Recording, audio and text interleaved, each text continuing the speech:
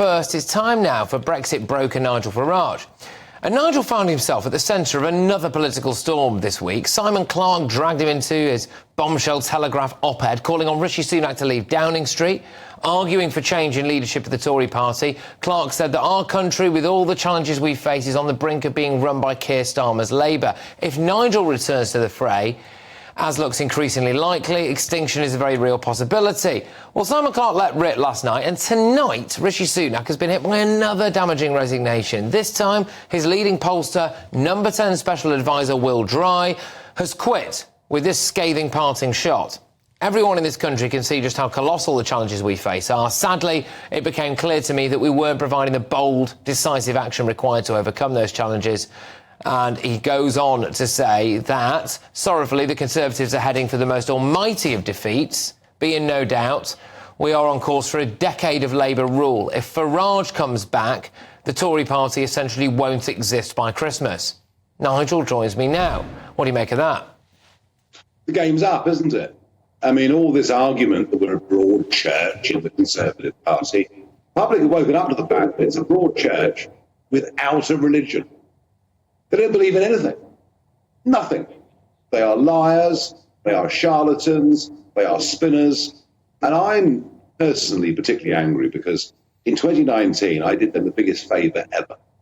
I got rid of Mrs May when they hadn't got the guts to. It was the Brexit Party, the European elections that did that. I then pushed and pushed and pushed and pushed Boris to make sure we had the right agenda-ish for Brexit. I then stood aside in 320 seats and gave them a bye, effectively, in the general election. And the truth of it is, they put a manifesto to the British people in 2019 that they didn't believe in. It was a lie. The whole thing was a lie. They pretended they believed in Brexit. They pretended they'd cut immigration numbers. They pretended they believed in our borders, and actually none of it was true. So I think what you're seeing from Will Dry tonight, and indeed Simon Clarke and others, is a realisation that the great British public will not forgive them. And whatever they think of me, on a personal level, there's a very large number of 2019 Conservative voters who said, you know what, that Farage bloke, like him or not, he's been consistent. He actually believes in what he says. And so they fear that if I was to return to the fray, they would suffer not just a loss. Are you going to, Nigel? You know, are you going to then? I mean, you know, the time is now, surely. Everyone's saying that you should do it if you want to wipe the Tories off the map. The time is always now, Patrick. Yeah, of course. I don't know. I mean, I'm obviously slightly haunted by 2015. 4 million votes and one seat. You think, well, what was that all about? I look historically at Roy Jenkins and the SDP, and okay, it's 40 years ago, but the 83 election was really interesting. The SDP get 25.5% of the vote and 23 seats. Labour get 27.5% of the vote and 209. So do I want to throw myself at something, give up the much better, happier, more comfortable life that I have, and, by the way, enjoying being part of the broadcasting revolution at GBNews, which I genuinely have been day one. Do I want to give all that up if it's a futile attempt to break a system that can't be broken? And that's a really big consideration. I don't yet know the answer, but I feel it's as if the pressure is being put on me every day to do it.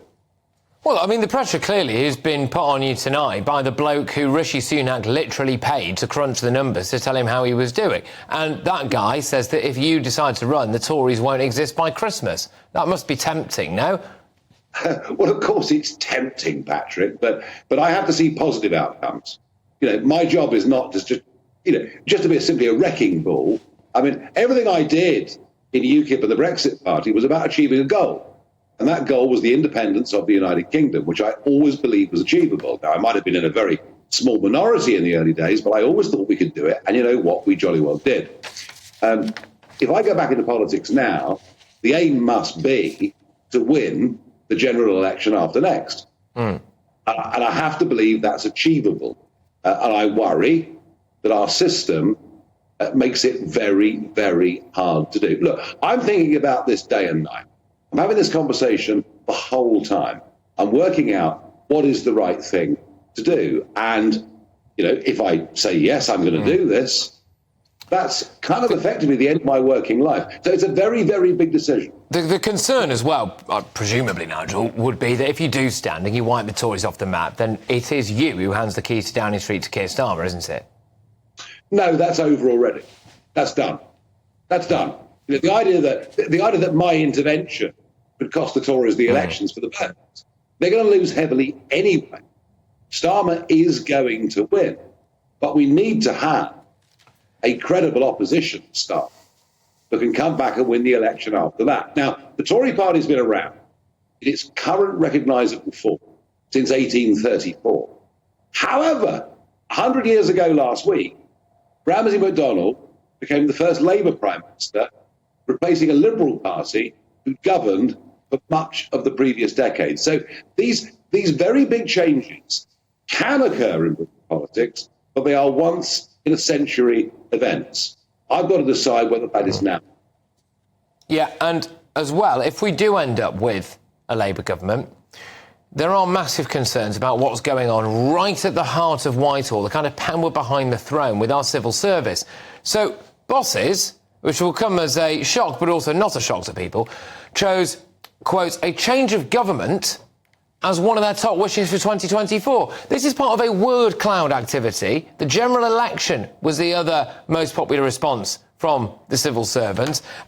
These are the people who are supposed to be enacting the wishes of a government, OK? Any government, without fear or favour. This is the same civil service that nearly handed Gibraltar back to the Spanish, then got Dominic Raab sacked because he got a bit angry about that. Stonewall, a number of departments signed up to £5,000 a year diversity schemes. The Home Office also claimed that Home Office official claimed that she had to work 10 times harder than white counterparts. There was a lot of talk about white guilt in the civil service.